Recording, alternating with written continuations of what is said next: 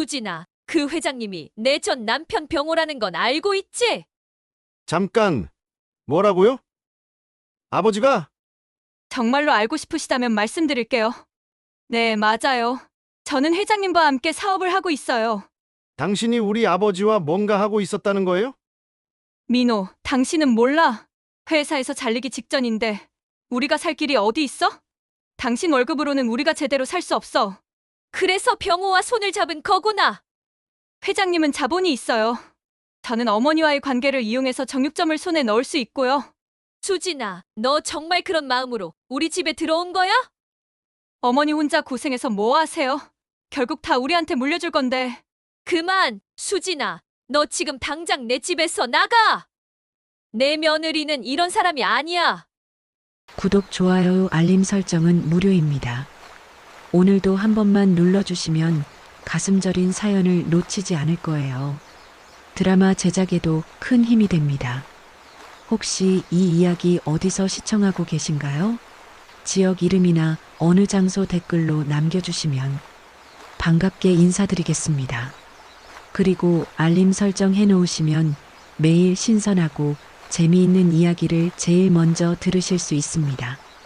감사합니다. 그럼 오늘 사연 시작하겠습니다. 새벽 3시 정순의 하루가 시작됩니다. 알람이 울리기도 전에 몸이 저절로 일어나죠. 70평생을 이렇게 살아왔으니 이제는 시계가 필요 없습니다. 뼈마디가 시리다고 아우성이지만 그래도 일어나야 해요. 오늘도 시장 사람들이 기다리고 있거든요. 침대에서 일어나는 순간부터 정순의 몸은 수십 년간 반복해온 동작들을 기계적으로 수행합니다. 무릎이 욱신거려도 허리가 굽어져도 어깨가 결리는 것 같아도 멈출 수는 없어요. 이 나이가 되도록 일을 해야 한다는 게 서러울 때도 있지만 그보다는 일할 수 있다는 게 감사합니다. 정수는 낡은 슬리퍼를 질질 끌며 부엌으로 향합니다. 찬물로 얼굴을 대충 씻고 검은 고무 앞치마를 둘러요. 이 앞치마는 벌써 10년째 쓰고 있는 것입니다. 구멍이 몇 개 났지만 버리지 못해요. 마치 오랜 친구처럼 익숙하거든요. 거울 속 얼굴은 주름이 깊게 팬 채 피곤해 보입니다. 언제부터인가 거울 보는 게 두려워졌어요. 늙어가는 모습을 확인하는 게 싫었거든요. 하지만 눈빛만큼은 여전히 날카로워요. 평생 칼을 쥐고 살아온 사람의 눈이죠. 오늘도 힘내자, 정순아. 혼잣말을 중얼거리며 현관문을 나섭니다. 새벽 공기가 차갑게 볼을 스치죠. 겨울이 다가오고 있다는 걸 느낄 수 있어요.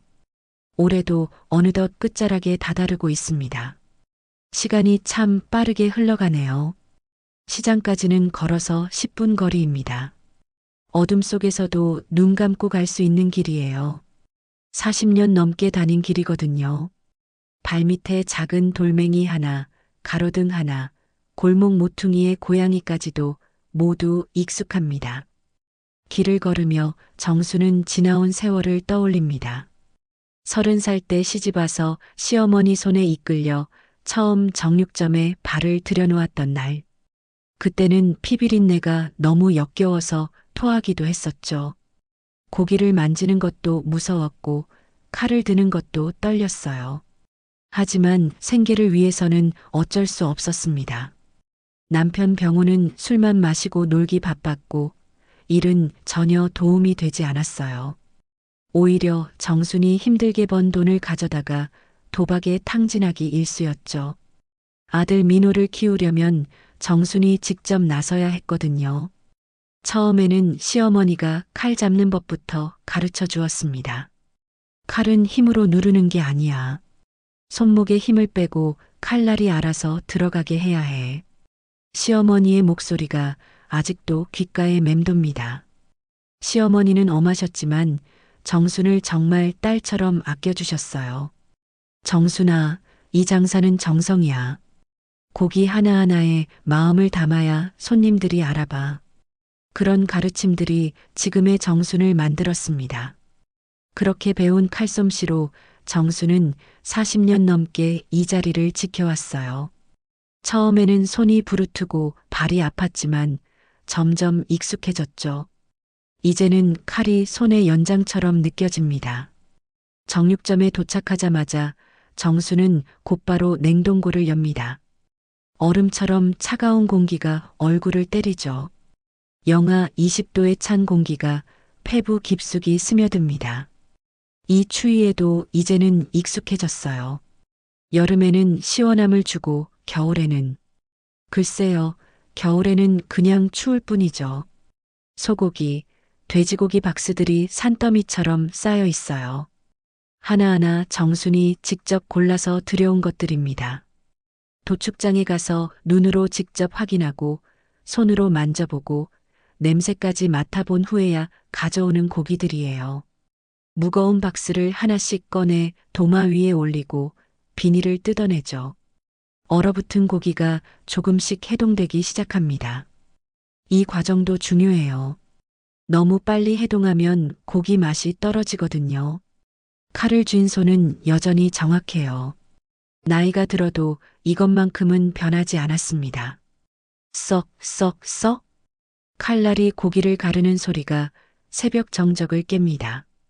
리듬감 있는 칼질 소리는 정순에게는 가장 친숙한 자장가 같은 거죠. 이 소리를 들으면 마음이 안정됩니다. 세상이 아무리 빨리 변해도 아무리 복잡해져도 이 칼질 소리만큼은 변하지 않거든요. 그래서 정수는 이 일을 계속할 수 있는 것 같아요. 정수는 고기를 썰면서도 계속 생각에 잠깁니다. 민호가 어제 집에 와서 한 말이 자꾸 머릿속을 맴돌아요. 어머니, 회사 일이 좀 힘들어졌어요. 구조조정 얘기도 나오고 아들의 어두운 표정이 떠오릅니다. 요즘 같은 세상에 안전한 직장이 어디 있겠어요. 대기업 과장이라고는 하지만 40 중반의 나이에 언제 잘릴지 모르는 상황이죠. 정수는 아들이 걱정됩니다. 며느리 수진도 마찬가지입니다. 맞벌이 회사원으로 열심히 일하고 있지만 최근 들어 뭔가 달라진 것 같아요. 예전에는 정순을 보면 환하게 웃으며 달려와 안기곤 했는데 요즘은 어딘지 어색합니다. 대화도 예전만큼 자연스럽지 않고요. 혹시 정순이 너무 예민하게 생각하는 걸까요? 아니면 정말로 뭔가 변한 걸까요? 정수는 확신할 수 없었어요. 오전 6시가 되자 단골 손님들이 하나둘 나타납니다. 중국집 사장 리 사장님이 가장 먼저 오죠. 키가 작고 동글동글한 체형의 리 사장은 항상 웃는 얼굴입니다. 사장님, 오늘도 돼지고기 3kg 부탁합니다. 응, 리 사장. 어제 들어온 거라 싱싱해요. 사장님, 고기는 정말 믿을 수 있어요. 손님들이 다 알아보거든요. 리 사장의 칭찬에 정수는 뿌듯해합니다. 40년간 쌓아온 신뢰의 결과니까요. 이어서 횟집 김 사장, 치킨집 박 사장이 차례로 들어와요. 모두들 정순의 고기를 믿고 찾아오는 사람들입니다. 이들과의 관계는 단순한 거래 관계가 아니에요. 수십 년을 함께해온 이웃이자 동반자 같은 존재죠. 정순의 정육점은 시장에서도 소문난 곳이에요. 고기 품질이 좋기로 유명하죠. 정순이 직접 도축장까지 가서 눈으로 보고 골라오는 고기들이라서 식당 사장들이 줄을 서서 사갈 정도입니다. 하지만 그만큼 정순의 몸은 혹사당해 왔어요. 새벽부터 밤까지 쉴 틈 없이 일해왔거든요. 특히 무거운 고기 박스를 나르고 하루 종일 서서 칼질을 하다 보니 허리와 무릎에 무리가 많이 갔어요. 사장님, 오늘 등심 상태 어떻습니까? 좋습니다. 어제 들어온 거라 싱싱해요. 정수는 능숙하게 고기를 썰어 저울에 올립니다. 손목에 힘이 들어가며 하얀 살점이 깔끔하게 분리되죠. 수십 년간 갈고 닦은 솜씨입니다. 손님들은 정순의 칼솜씨를 보며 감탄하곤 해요. 역시 사장님 솜씨는 최고입니다. 이렇게 정확하게 써는 분이 또 어디 있겠어요. 하지만 요즘 들어 정수는 자주 생각합니다. 내가 언제까지 이렇게 할 수 있을까? 허리도 아프고 무릎도 시큰거리는데 과연 몇 년이나 더 버틸 수 있을까? 그리고 내가 쓰러지면 이 가게는 어떻게 될까? 민호가 이어받을 수 있을까요? 하지만 민호는 회사원이고 이런 힘든 일을 할 수 있을지 의문입니다. 수지는 더더욱 불가능하겠죠. 그럼 이 모든 게 허사가 되는 건가요? 손님이 떠난 후 정수는 잠시 의자에 앉아 숨을 고릅니다. 허리가 뻐근하고 어깨가 무겁죠. 나이가 들수록 몸이 말을 안 듣습니다. 특히 아침 시간에는 관절이 더욱 경직되어 움직이기가 힘들어요. 우리 어머니 고생 많으시네요. 며느리 수진이 가게로 들어옵니다. 깔끔한 네이비 정장 차림에 화장도 단정하게 했죠. 회사에 나가기 전에 잠깐 들른 모양입니다. 수진의 모습을 보면 정수는 마음이 복잡해져요. 수진아, 왜 이렇게 일찍? 민호가 아침 일찍 나가서 어머니 안부나 여쭤보려고요. 수진은 정순의 어깨를 가볍게 주무르며 말합니다. 하지만 정수는 왠지 어색함을 느껴요. 며느리의 손길이 차갑게 느껴지거든요. 예전에는 이런 스킨십도 자연스러웠는데 언제부터인가 어색해졌어요. 어머니, 요즘 몸이 많이 힘드시죠? 이제 좀 쉬셔야죠. 저희가 더 크게 해볼게요. 수진의 말에는 묘한 의미가 담겨 있는 것 같습니다. 정수는 고개를 갸웃거리며 며느리를 쳐다봐요. 더 크게? 네, 법인으로 만들어서 사업을 확장하는 거예요. 요즘 시대에는 개인 사업으로는 한계가 있잖아요. 내 이름으로? 법인은 제 명의로 해야 대출이. 아니, 세금 문제도 있고요. 수지는 말을 흐리며 시계를 봅니다. 뭔가 급한 듯한 표정이에요. 어머니, 저 회사 가봐야 해요. 몸 조심하세요. 수진이 떠난 후 정수는 혼자 남겨집니다. 가게 안은 다시 조용해지고 칼질 소리만 울려 퍼져요. 정수는 문득 불안한 마음이 듭니다. 내가 이렇게 힘들게 읽어놓은 이 모든 것들, 과연 누가 지켜줄까 하는 생각이 들어요. 옆 가게 김복자 아주머니가 인사를 건넵니다. 복자는 정순보다 5살 어리지만 벌써 20년 넘게 옆에서 생선 가게를 하고 있어요. 언니, 오늘따라 손이 떨리네. 복자의 말에 정수는 자신의 손을 내려다봅니다. 정말로 미세하게 떨리고 있었어요.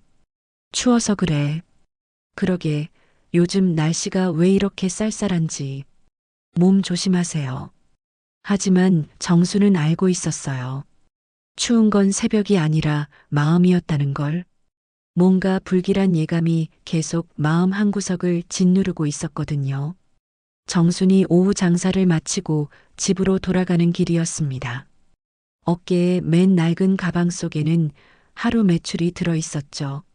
무겁긴 하지만 뿌듯한 무게입니다. 오늘도 많은 손님들이 찾아주었거든요. 시장 골목을 천천히 걸으며 정수는 하루를 돌이켜봅니다. 아침에 수진이 했던 말이 계속 머릿속을 맴돌아요. 이제 좀 쉬셔도 되는데. 그 말 속에 담긴 진의가 무엇일까 궁금해집니다. 정말로 정순의 건강을 걱정해서 한 말일까요? 골목 모퉁이를 돌아서는 순간 정순의 발걸음이 멈춥니다. 익숙한 뒷모습 하나가 눈에 들어왔거든요. 키가 크고 어깨가 넓은 남자, 회색 코트를 입고 있는 모습이 어디서 많이 본 것 같습니다. 남자가 고개를 돌리는 순간 정수는 깜짝 놀라 뒤로 물러섭니다. 병호였어요. 이혼한 지 벌써 5년이나 지났는데 이 시장 근처에서 마주칠 줄은 꿈에도 생각 못했죠. 병호는 정순보다 5살 아래입니다. 젊은 시절에는 꽤나 잘생긴 남자였어요. 키도 크고 말도 잘했죠. 하지만 술과 도박을 좋아해서 가정을 돌보지 않았습니다. 정순이 정육점에서 피땀 흘려번 돈을 모두 탕진하고 다니던 남자였어요. 정수는 급히 몸을 숨기려 했지만 이미 늦었습니다. 병호가 정순을 발견한 거죠. 어색한 눈빛으로 서로를 바라봅니다. 5년 만의 재회였어요. 정순아, 오랜만이다. 병호의 목소리는 예전보다 많이 쉬어 있었습니다. 얼굴에는 주름이 더 늘어났고 머리도 많이 휘어졌어요. 하지만 여전히 정순을 부르는 목소리에는 묘한 익숙함이 있었죠. 뭐하러 여기 왔어요? 정순의 목소리는 차갑습니다. 이혼할 때의 상처가 아직도 아물지 않았거든요. 병호가 마지막에 했던 말들이 떠올라요. 너 같은 여자와는 더 이상 못 살겠다. 돈만 아는 여자. 그냥 시장 구경 좀 하려고. 병호의 대답은 어딘가 어색했습니다. 시장 구경이라니 평생 시장 근처에도 오지 않던 남자가 갑자기 무슨 구경을 하러 왔다는 걸까요? 정수는 의심스러운 눈으로 병호를 쳐다봅니다. 그런데 그 순간 정순의 눈이 휘둥그레졌어요. 저 멀리서 누군가가 병호를 향해 걸어오고 있었거든요. 깔끔한 원피스를 입고 하이힐을 신은 여자, 바로 며느리 수진이었습니다. 수진은 병호를 보더니 환하게 웃으며 다가갑니다. 그리고 자연스럽게 병호의 팔짱을 꼈어요. 마치 연인처럼 말이죠. 정수는 그 장면을 보고 숨이 막혔습니다. 칼질로 다져진 내 손이 덜덜 떨렸어요. 저 두 사람이 무슨 사이란 말입니까? 정순의 마음속에서 폭풍이 일어납니다. 며느리와 전 남편이 함께 있다니 이게 도대체 무슨 일일까요? 혹시 둘이 무슨 관계가 있는 건 아닐까요? 수진과 병호는 정순을 발견하지 못한 채 골목 저편으로 사라져갑니다. 둘이 나누는 대화 소리가 바람에 실려 들려와요. 오늘 시장 돌아본 소감이 어떠세요? 생각보다 규모가 크네. 도매업으로는 충분히 수익이 날 것 같고, 역시 안목이 좋으시네요. 어머니가 오랫동안 자리를 지켜온 곳이라 단골들도 많아요. 정수는 그들의 대화를 들으며 소름이 돋았습니다. 도매업이라는 말, 그리고 수진이 정순을 어머니라고 부르며 하는 말들. 뭔가 수상한 냄새가 나요. 정수는 몰래 뒤를 따라갑니다. 70년을 산 경험으로 얻은 직감이 이상하다고 속삭이고 있어요. 수진과 병호가 단순히 우연히 만난 사이가 아닐 거라는 생각이 듭니다.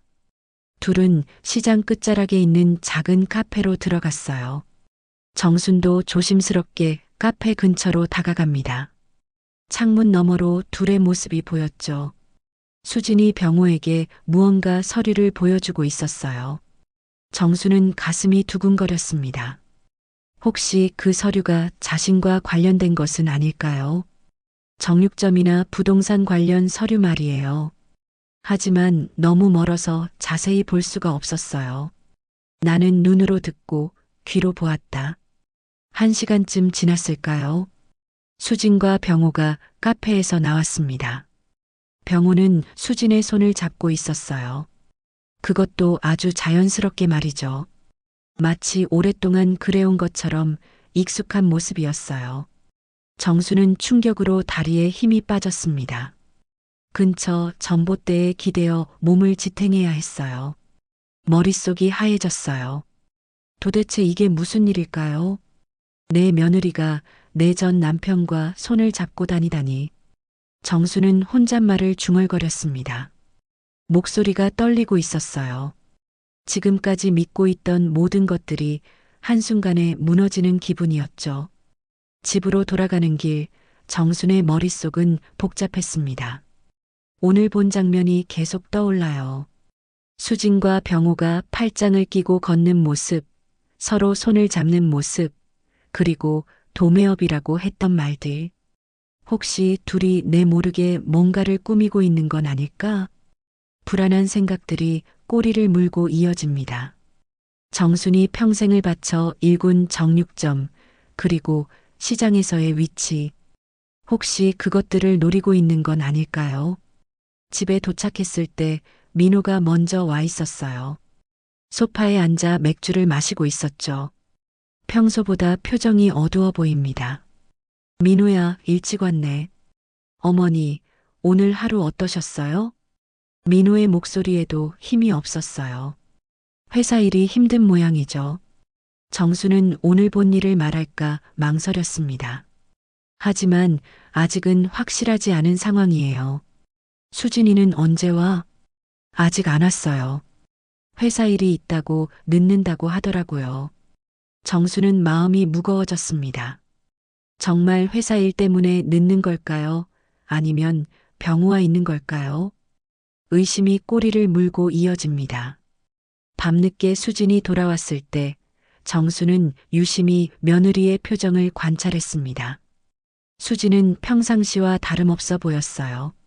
하지만 정순의 눈에는 뭔가 다르게 느껴졌죠. 어머니, 저녁은 드셨어요? 응, 먹었어. 너는? 저는 회사에서 먹었어요.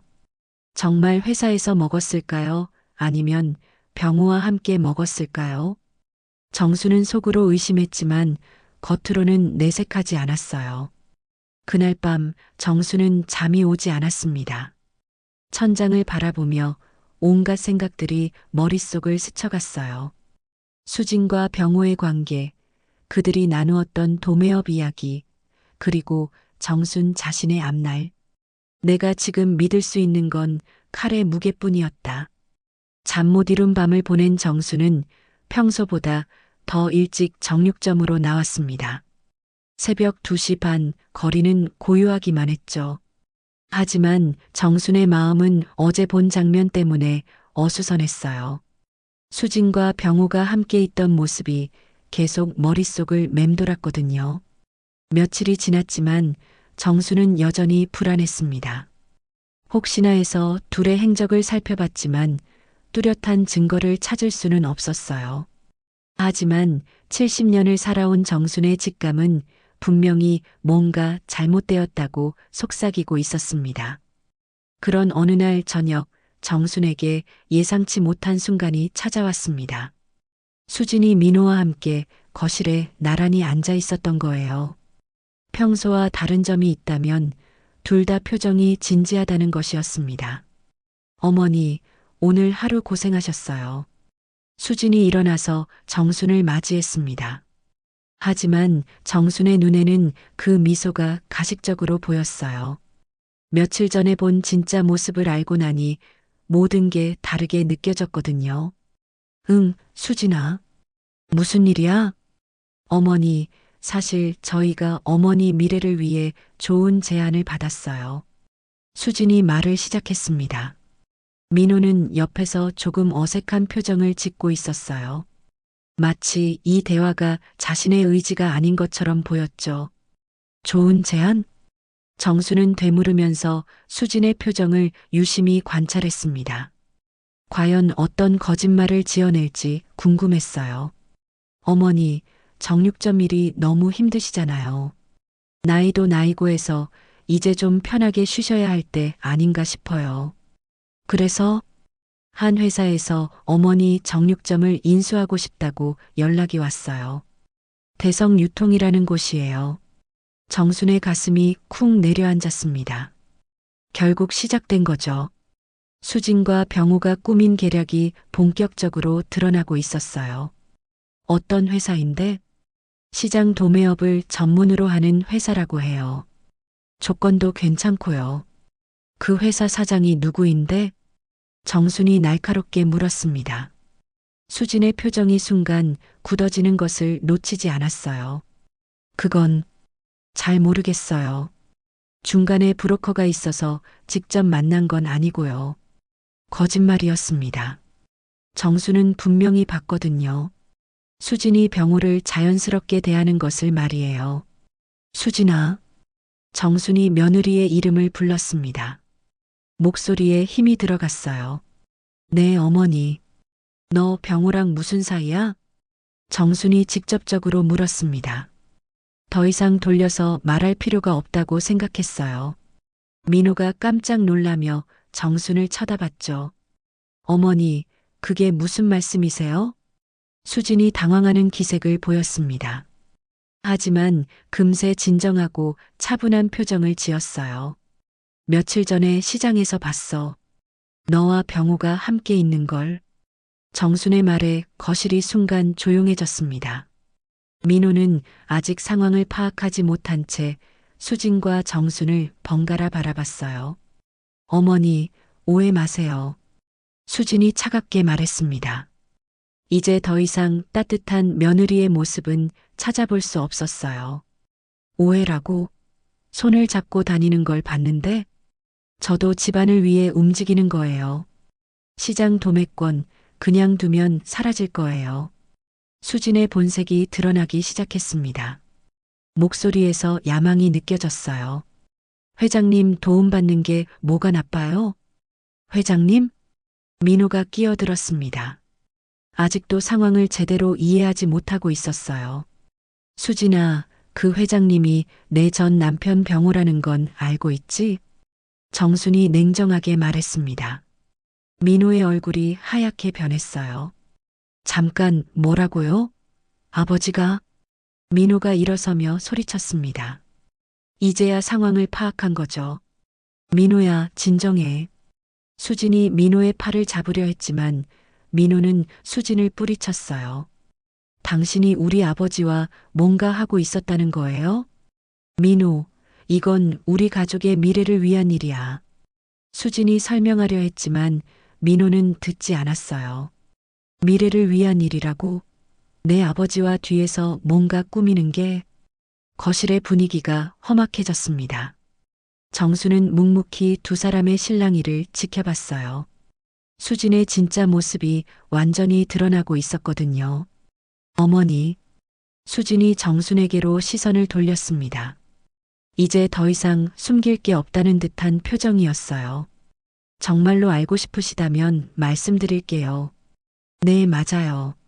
저는 회장님과 함께 사업을 하고 있어요. 사업? 어머니가 힘들게 지켜온 정육점. 이대로 두면 정말 망해요.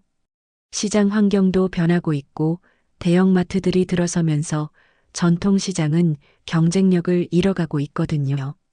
수진의 말에는 일리가 있었습니다.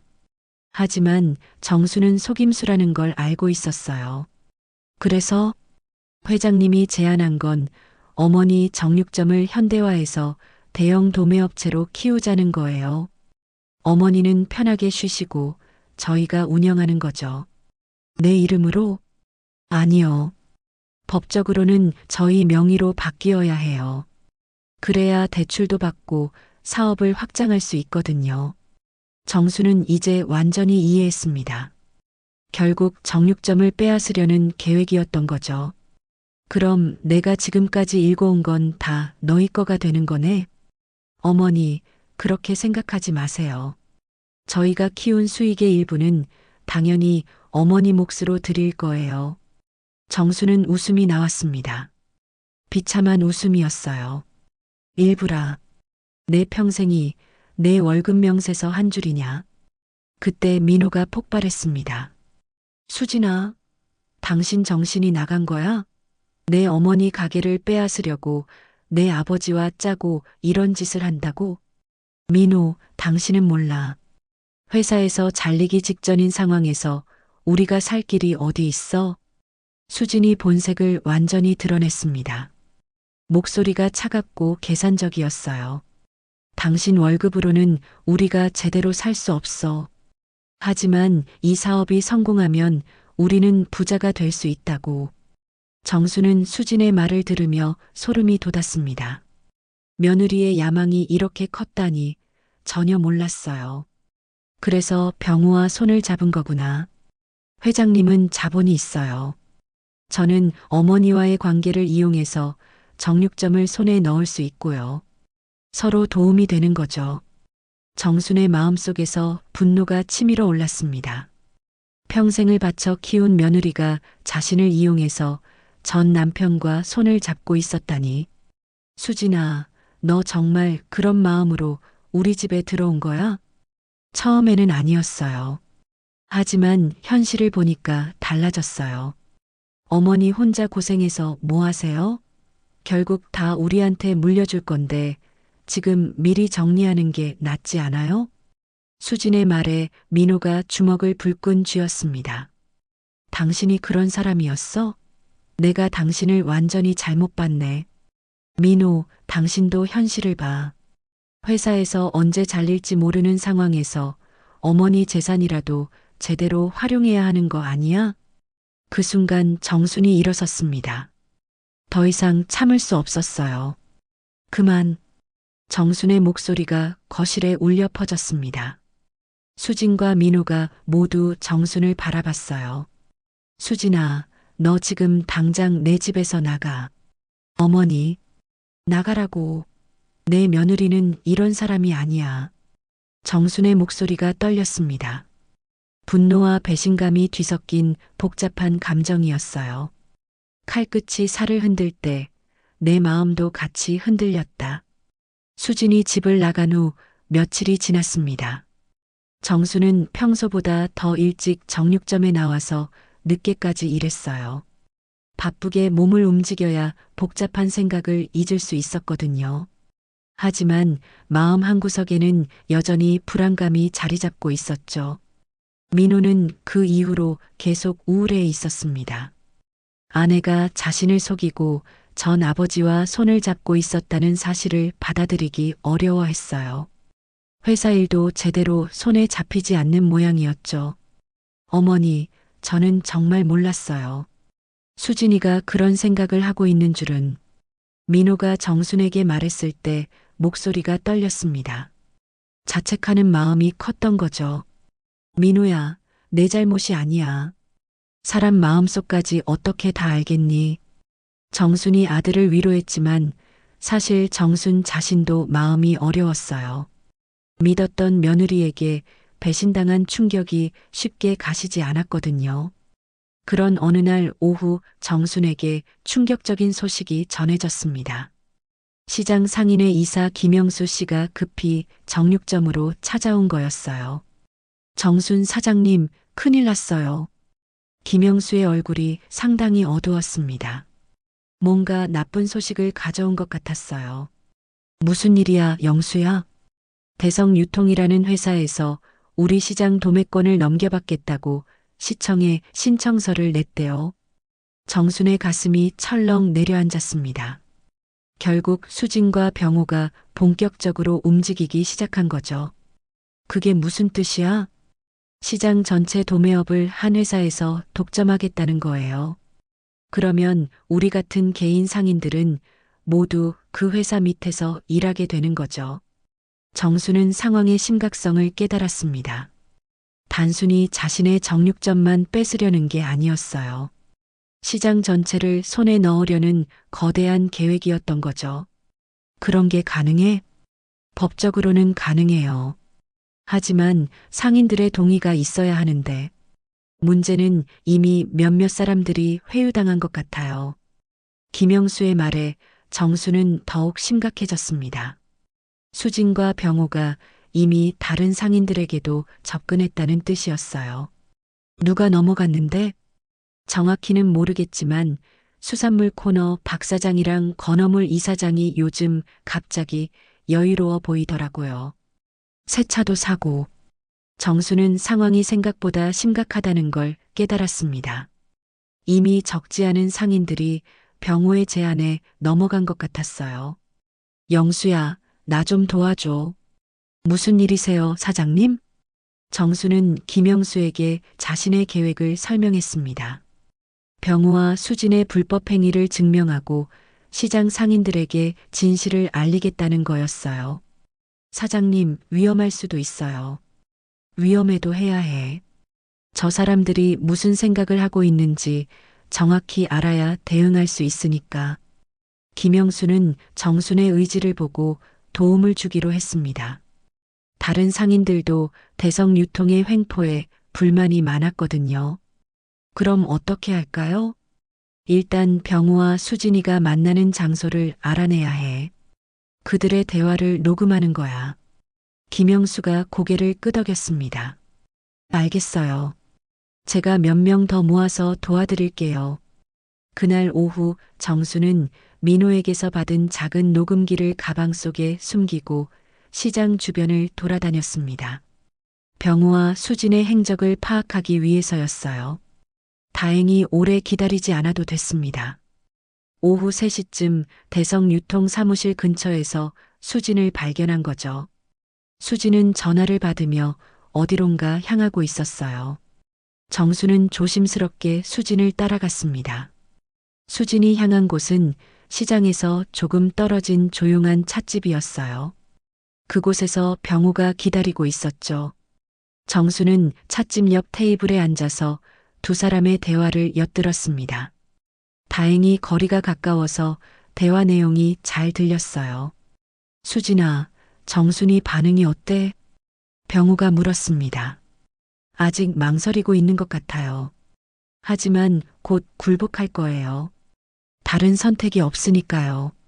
그래, 이제 시장 상인들 절반 이상을 우리 쪽으로 끌어왔으니까 정순이도 어쩔 수 없을 거야.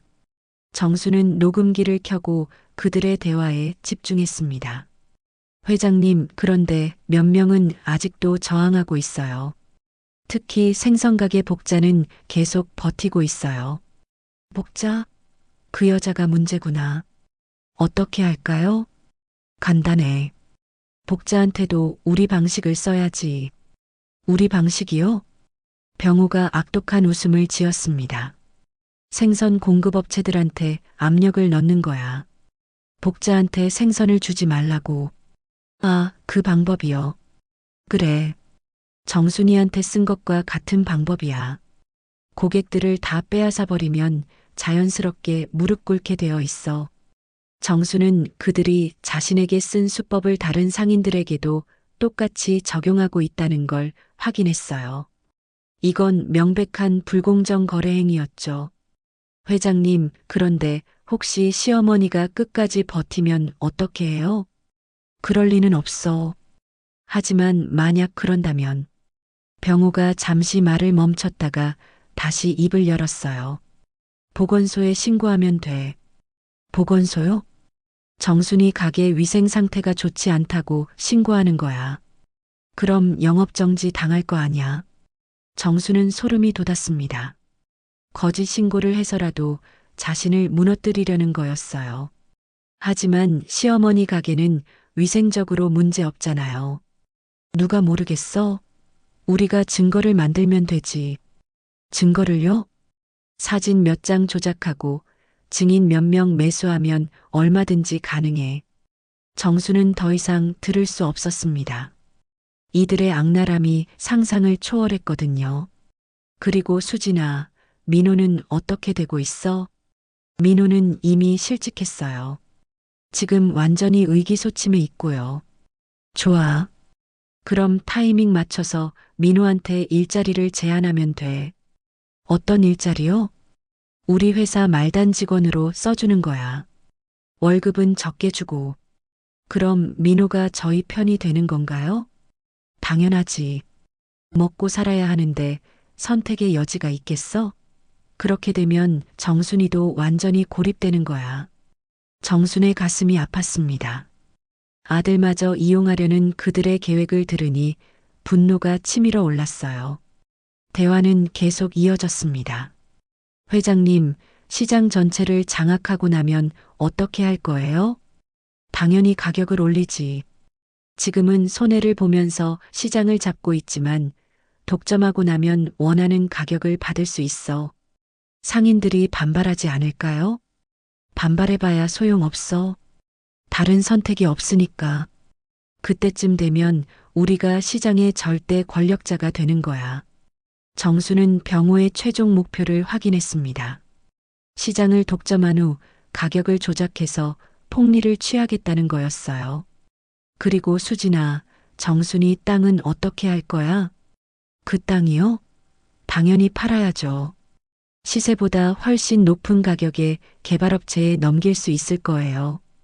얼마나 받을 수 있을 것 같아? 최소 30억은 받을 수 있을 것 같아요. 위치가 좋거든요. 정수는 충격을 받았습니다. 자신의 땅이 30억이나 되는 줄 몰랐거든요.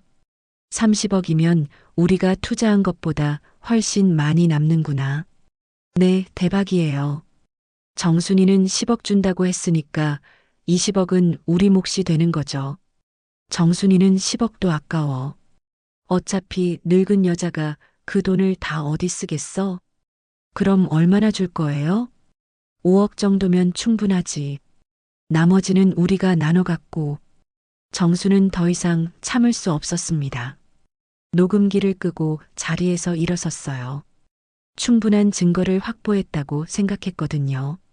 칼은 소리를 내지 않지만 이 작은 기계는 사람의 칼보다 깊게 벤다. 찻집을 나온 정수는 곧바로 시장으로 향했습니다. 상인의 사무실에서 김영수와 다른 상인들이 기다리고 있었어요. 어떻게 됐어요, 사장님? 다 들었어. 녹음도 했고. 정순이 녹음기를 꺼내며 말했습니다. 이제 이걸 가지고 상인들에게 진실을 알려야 해. 하지만 며칠 후부터 이상한 일들이 벌어지기 시작했습니다. 평소 단골이던 중국집 리 사장님이 갑자기 고기 주문을 끊었어요. 다른 곳에서 받겠다고 하더라고요. 횟집 김 사장도 마찬가지였죠. 사장님, 죄송한데 앞으로는 다른 업체에서 받기로 했어요. 단골들이 하나둘씩 떠나가기 시작했습니다.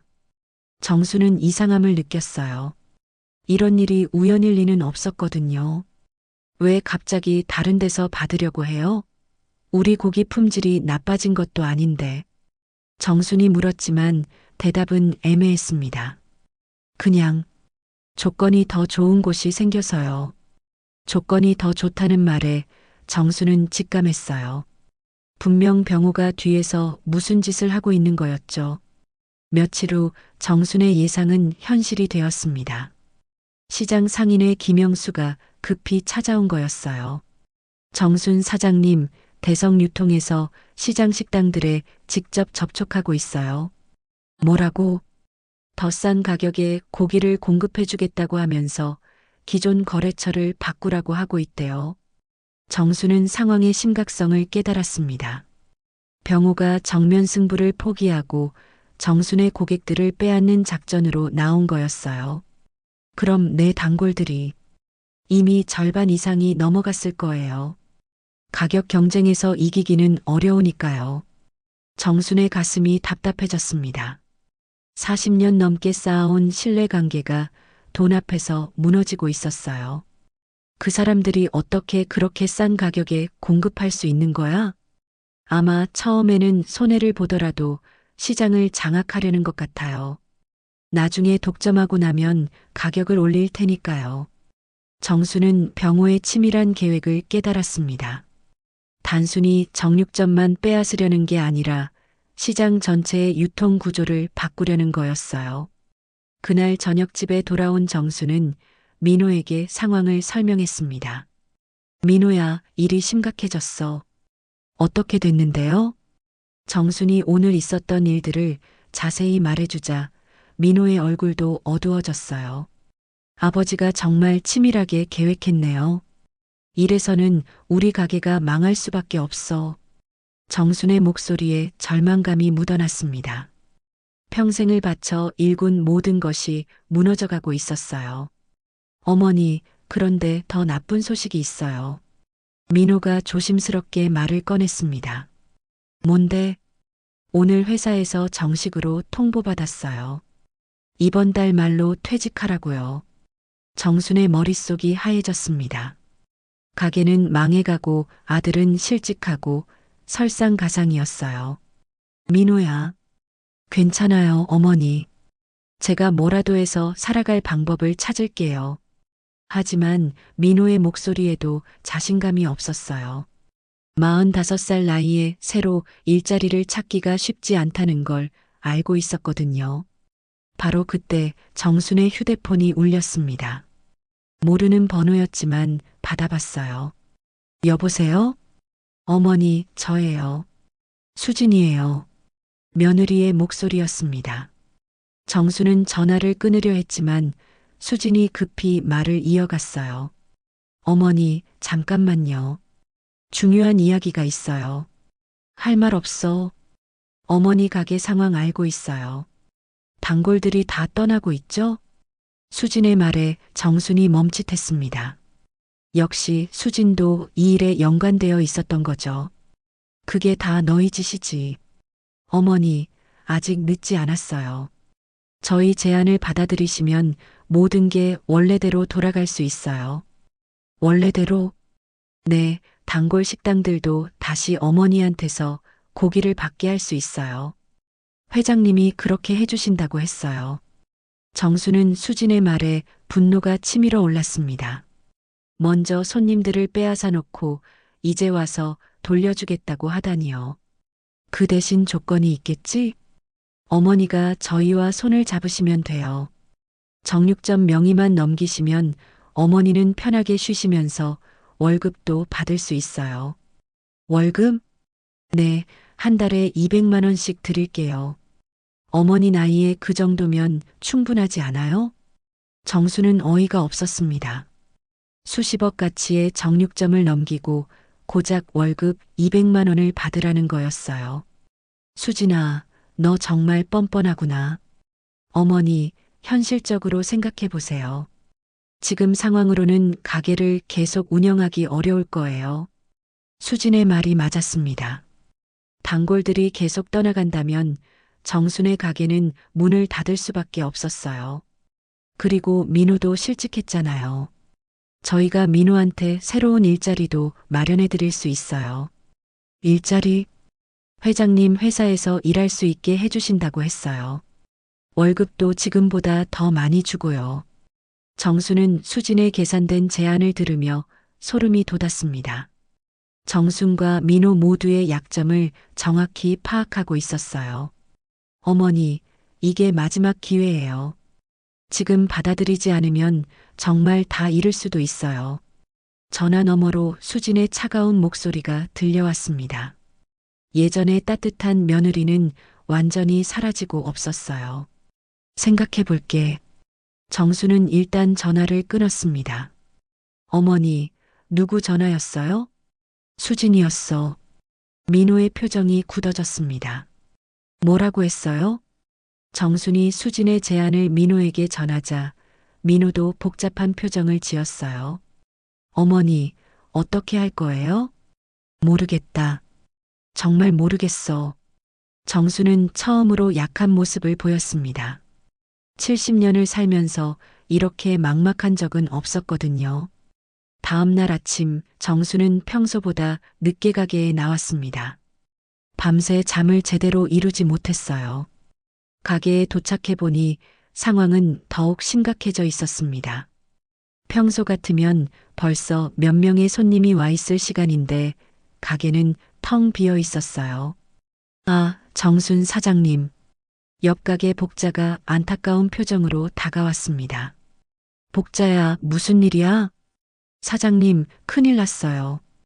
어제 저녁에 대성 유통 사람들이 시장 전체를 돌면서 식당들과 계약서를 쓰고 다녔어요. 정순의 가슴이 철렁 내려앉았습니다. 계약서? 앞으로 고기는 모두 대성 유통에서만 받겠다는 계약이래요. 위약금도 엄청 비싸게 책정해서 중간에 바꾸기 어렵게 만들어 놨고요. 정수는 병호의 치밀함에 소름이 돋았습니다. 단순히 고객을 빼앗는 것에서 그치지 않고 법적으로 묶어버린 거였어요. 그럼 이제 사장님 단골들은 모두 대성 유통과 계약했을 거예요. 정순의 다리에서 힘이 빠졌습니다. 의자에 주저앉으며 멍하니 앞을 바라봤어요. 40년 넘게 쌓아온 모든 것이 하루아침에 무너져 버린 거였죠. 등심은 오늘도 같아. 사람만 달라졌지. 많은 시간보다 같이 버틸 마음이 필요해. 사람을 값으로 쳐서 표에 넣는 건 내가 처음이다. 복자의 말을 듣고 난 후 정수는 완전히 궁지에 몰렸다는 걸 깨달았습니다. 병우와 수진이 완벽하게 함정을 만들어 놓은 거였어요. 이제 정순에게는 선택의 여지가 거의 없었죠. 그날 오후 예상대로 병호에게서 전화가 왔습니다. 정순아, 상황이 어떤지 알겠지? 정수는 대답하지 않았습니다. 이제 마지막 기회야. 우리 제안 받아들일 거야? 안 받아들일 거야? 만약 계속 거절하면? 그럼 내 가게는 문 닫는 수밖에 없어. 손님이 한 명도 없을 테니까. 병호의 목소리는 차가웠습니다. 더 이상 협상의 여지가 없다는 뜻이었어요. 하지만 정수는 깊은 한숨을 쉬며 중요한 결정을 했습니다. 병호와 수진의 비리를 폭로하기로 한 거예요. 며칠 전에 녹음한 그들의 대화가 있었으니까요. 다음 날 아침 정수는 평소보다 더 일찍 시장에 나왔습니다. 하지만 이번에는 정육점으로 가지 않고 상인의 사무실로 향했어요. 영수야, 오늘 시장 중앙에서 상인들을 모아야겠어. 무슨 일이세요? 병우와 수진이의 진짜 모습을 모든 사람들에게 보여줄 거야. 김영수는 정순의 의지를 보고 도움을 주기로 했습니다. 언제 할까요? 오전 10시. 사람들이 다 모이는 시간에. 그런데 바로 그때 예상치 못한 일이 벌어졌습니다. 병우가 시장으로 들어오는 게 보인 거죠. 혼자가 아니었어요. 수진과 함께였고 뒤에는 정장을 입은 남자들이 몇 명 따라오고 있었어요. 사장님, 저기 봐요. 김영수가 급히 말했습니다. 미리 알아채고 온 모양이네. 병호 일행은 곧바로 시장 중앙광장으로 향했습니다. 그곳에는 이미 몇몇 상인들이 모여 있었어요. 병호가 큰 소리로 말하기 시작했죠. 시장 상인 여러분들, 잠깐 시간을 내주세요. 상인들이 하나둘씩 모여들었습니다. 병호는 자신 있는 표정으로 계속 말했어요. 저희 대성유통에서 이번에 시장 현대화 사업을 본격적으로 시작하려고 합니다. 박수 소리가 몇 곳에서 들려왔어요. 이미 병호 편으로 넘어간 상인들이었죠. 여러분들이 더 이상 개별적으로 고생하지 않으셔도 됩니다. 저희가 모든 유통을 책임지겠습니다. 통합 물류, 수익 보장, 병호가 확성기로 외쳤습니다. 그런데 여전히 구시대적인 방식을 고집하는 분들이 계시더라고요.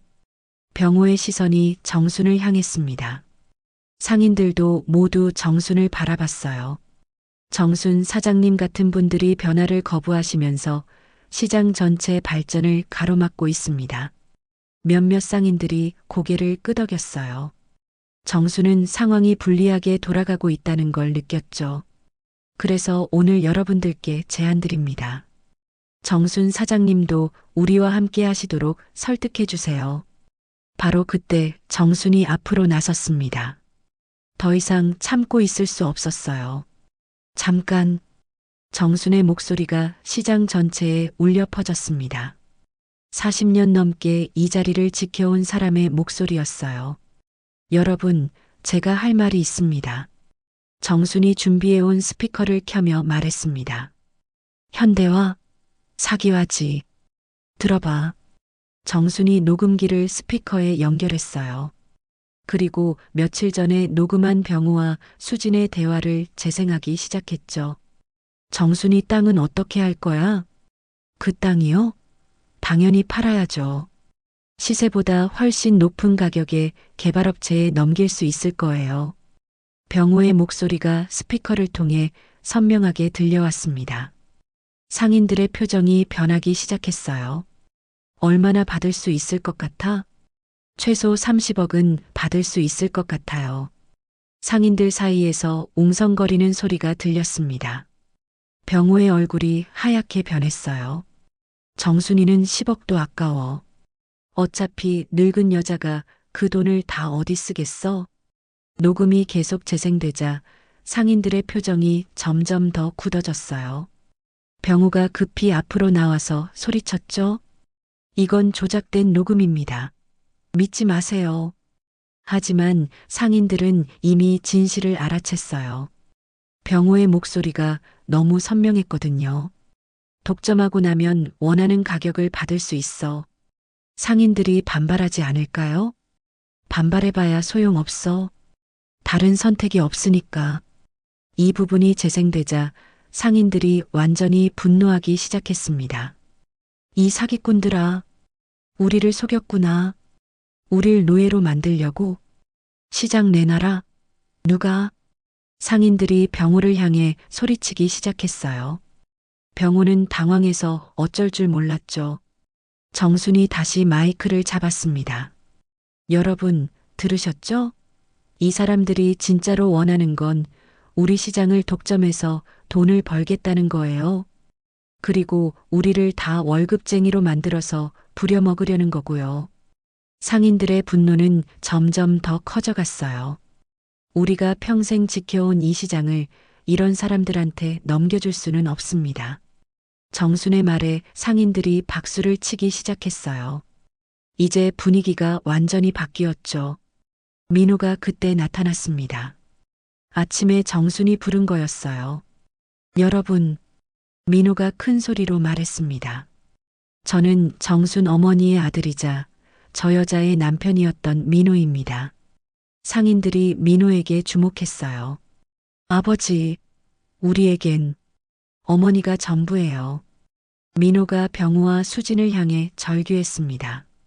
목소리에 분노와 절망이 섞여 있었어요. 저는 아무것도 모르고 살았어요. 제 아내가 제 아버지와 함께 저희 어머니를 속이고 있는 줄도 모르고. 상인들이 민호의 말에 더욱 분노했습니다. 이런 패륜적인 일이 어디 있어?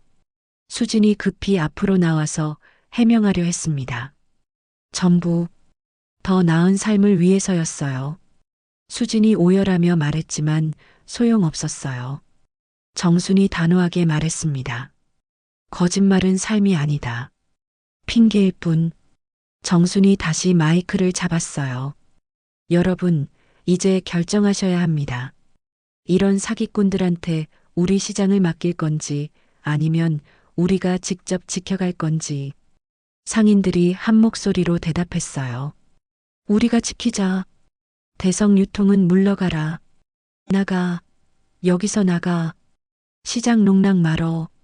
상인들이 몰려와서 병호 일행을 시장 밖으로 밀어내기 시작했죠. 병고와 수진은 결국 시장에서 쫓겨났습니다. 함께 온 정장 입은 남자들도 황급히 따라 나갔어요.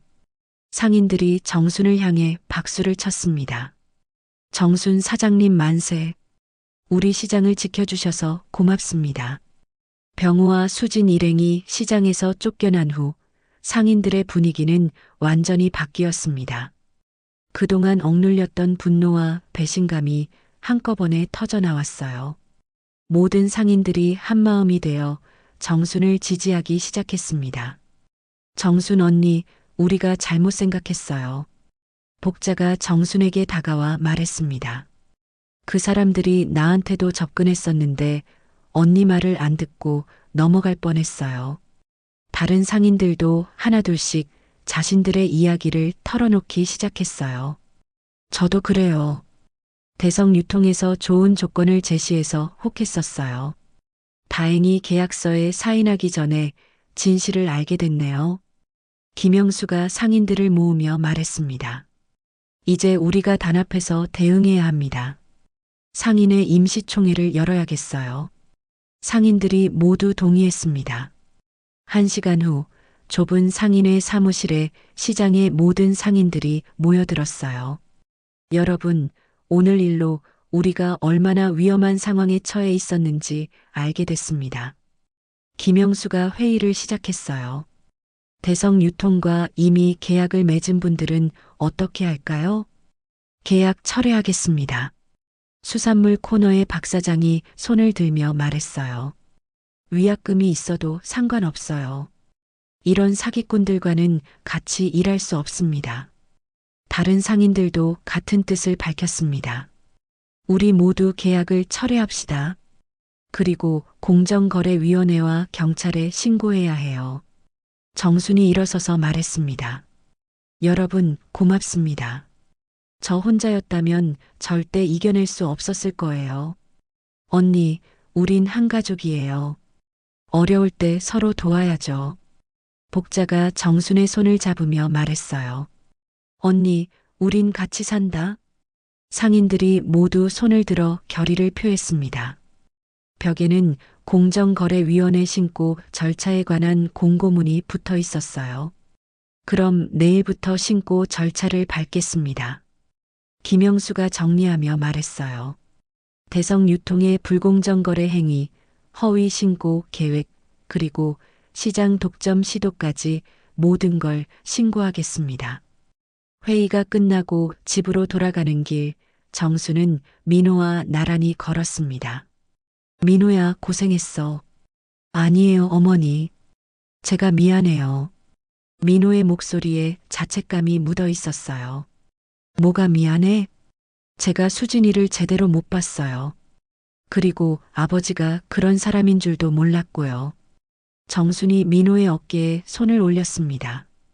민호야, 사람은 누구나 실수해. 중요한 건 실수를 깨닫고 바로잡는 거야. 어머니.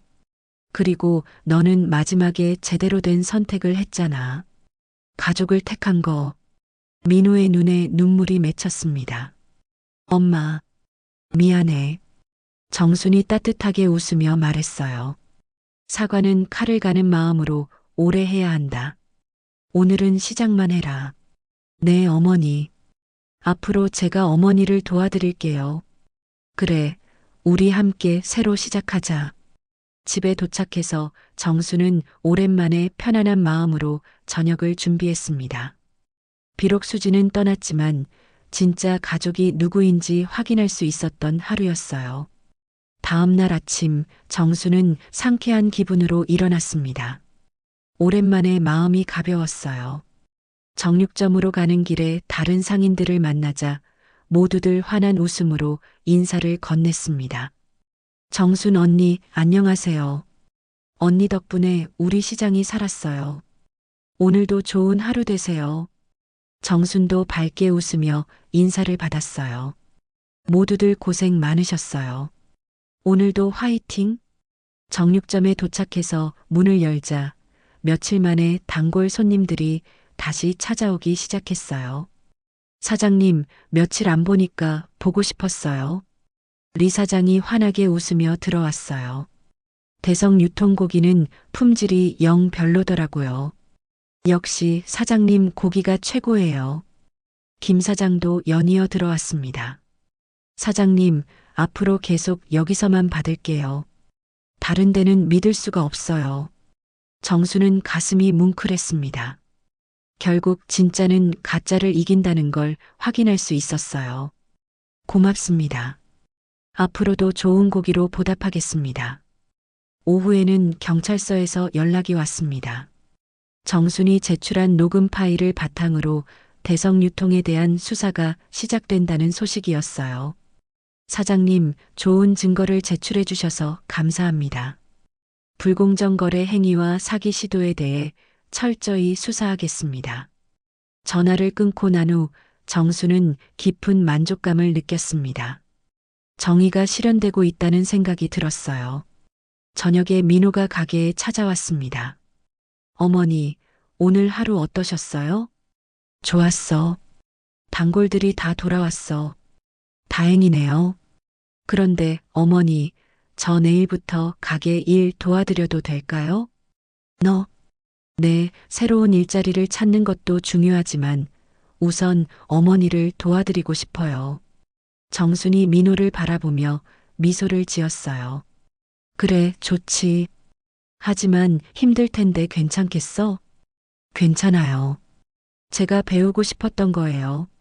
어머니의 칼솜씨도 배우고 장사도 제대로 배워서 나중에는 제가 이어받고 싶어요.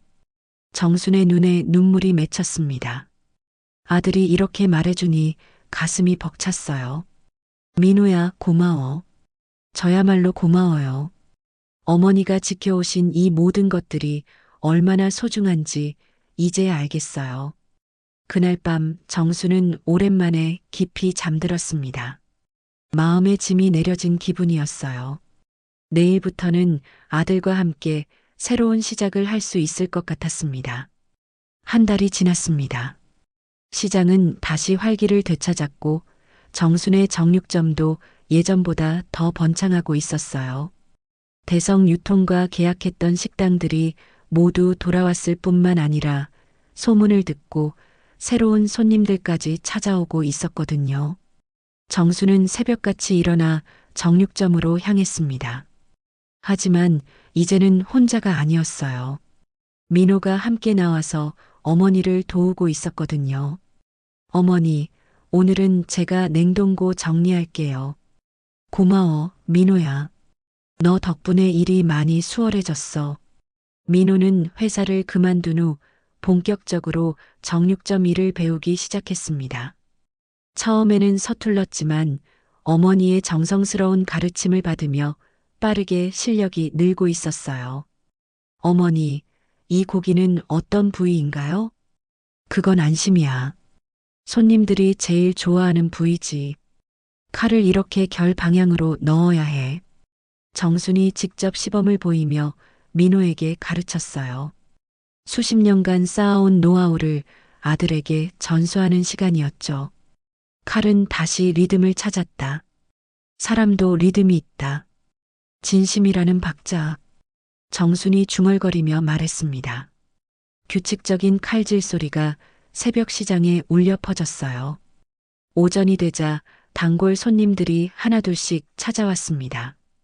사장님, 오늘도 돼지고기 부탁해요. 네, 리 사장님. 오늘 들어온 거라 아주 싱싱해요. 민호 씨도 나와서 일하시네요? 네, 어머니 일 도와드리고 있어요. 좋네요.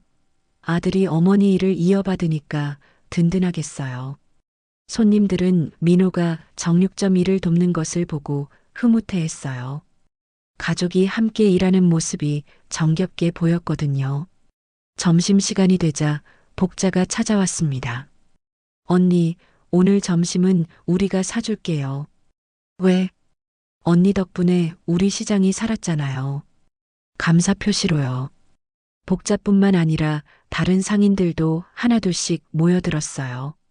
모두들 정순에게 고마워하는 마음을 전하고 싶었던 거죠. 언니, 우린 같이 산다. 시장은 함께 쥔 손으로 선다. 정순이 감격스럽게 대답했어요. 여러분 덕분에 제가 이겨낼 수 있었어요. 혼자였다면 절대 불가능했을 거예요.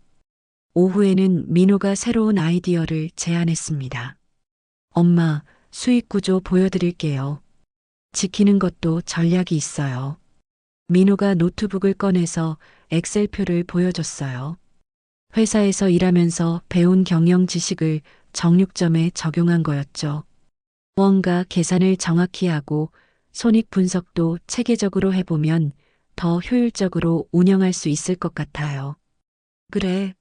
그런 건 내가 잘 모르는 분야인데 내가 해주면 좋겠다.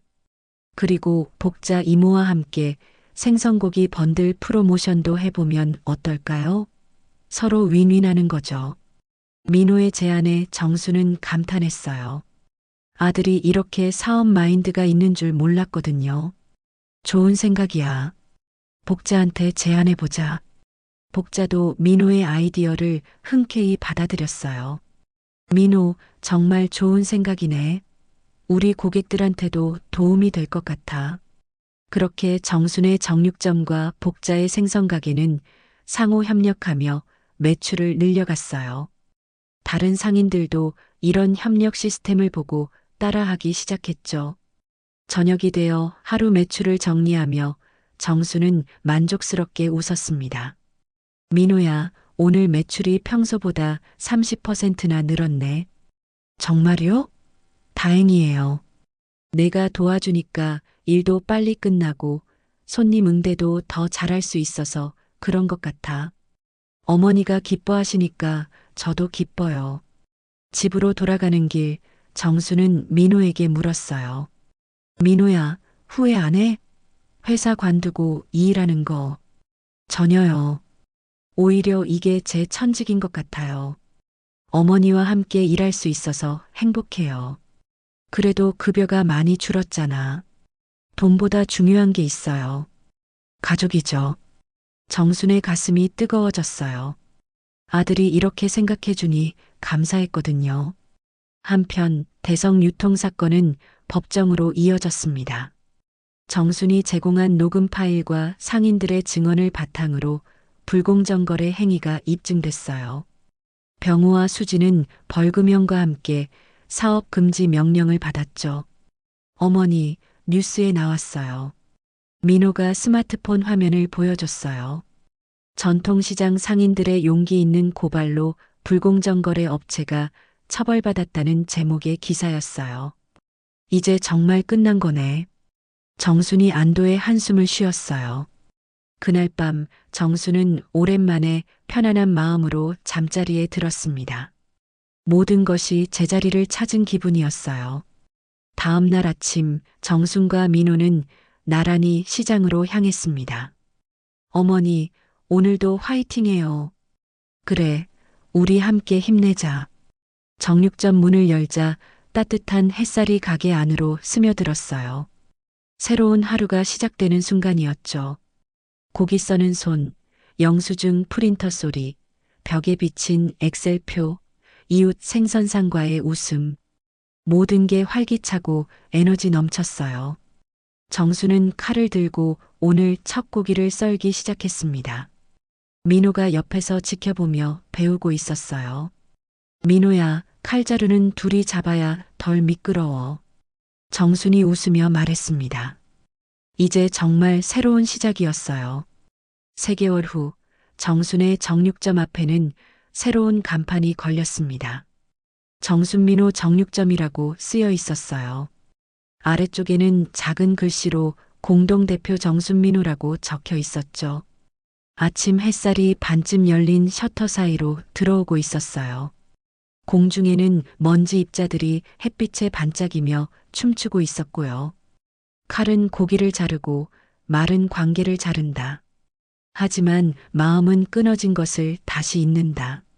정순이 혼잣말로 중얼거렸습니다. 라디오에서는 뉴스가 흘러나오고 있었어요. 지난달 전통시장 독점 시도와 허위신고 정황으로 수사를 받던 대성유통이 영업정지 처분을 받았습니다. 시장 상인들의 용기 있는 신고가 불공정 거래를 막아낸 사례로 주목받고 있습니다. 민호가 새 간판을 올려다보며 말했어요. 엄마, 함께 써요. 정순이 미소를 지으며 대답했어요. 칼자루는 둘이 잡아야 덜 미끄러워. 시장 전체로 카메라가 후퇴하며 전체 모습을 보여주었어요.